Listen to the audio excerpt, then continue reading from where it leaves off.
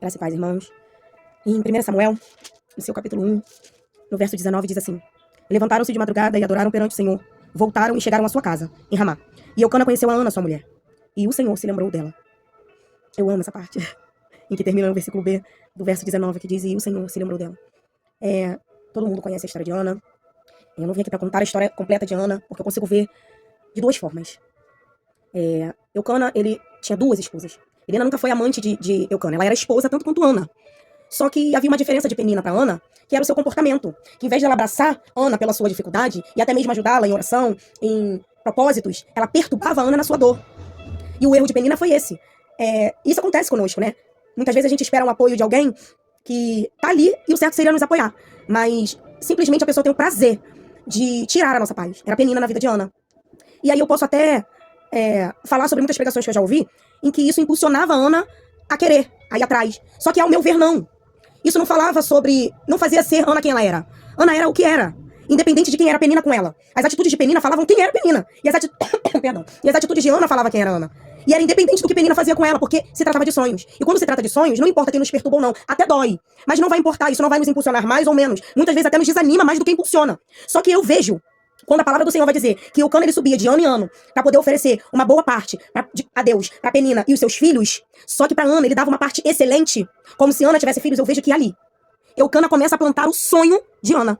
Porque Eucana sabia que o sonho de Ana era ser mãe, era dar filhos a ele.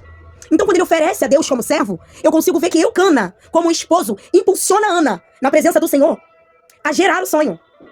Isso me chamou muita atenção porque eu nunca consegui ver essa história assim. Eu nem nunca ouvi ninguém falar sobre isso, né? A gente sempre costuma ouvir que Ana, ela sacrificava e ela servia mesmo em sua dor. Mas eu consigo ver que o milagre começou na atitude de Eucana. Quando ele serviu a Deus, sabe, adorar a Deus. Quando as coisas não vão bem, ele era feliz pelos filhos que Penina dava. Mas ele se entristecia ao ver a sua esposa, que ele amava, que era Ana, não realizando o sonho que era dela. E que era dele também.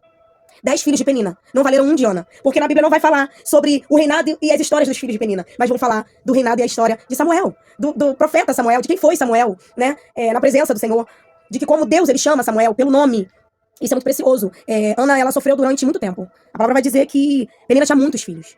E Ana nenhum. Então olha quantos anos Ana foi esperando acontecer. Mas todo ano, Eucana ia lá e oferecia já um ato profético. Como se a sua esposa já tivesse lhe dado filhos. E aí Ana, em concordância com seu esposo, também lhe oferecia para Deus. E oferecia também a Deus sacrifícios, pedindo em seu sofrimento, até que o Senhor se lembrou dela. Eu creio que essa não foi... Eu conjecturo isso, trazendo para as nossas vidas, que o dia que Ana entrou amargurada de alma não foi a primeira vez que isso tinha acontecido. Já eram anos que Ana passava por aquilo ali.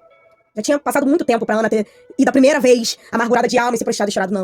Não foi. Só que chegou o tempo dela, né? E nós temos um tempo com o Senhor. Muitas vezes a gente não consegue entender, mas a própria palavra do Senhor vai dizer que é melhor que caminho dois do que um, para que quando um esteja fraco, o outro o levante. E aí eu vejo Eucana com Ana, sabe? Eu tô sacrificando aqui porque eu tô plantando e você vai colher, mulher. E aí ela ia e sacrificava também, porque ela também queria colocar filho sobre os pés de seu esposo. Eu vou colher, mas você vai colher junto comigo. Esse profeta não é só meu, Deus também vai dar esse profeta pra você. É um alinhamento de propósitos. É um alinhamento de querer na presença do Senhor.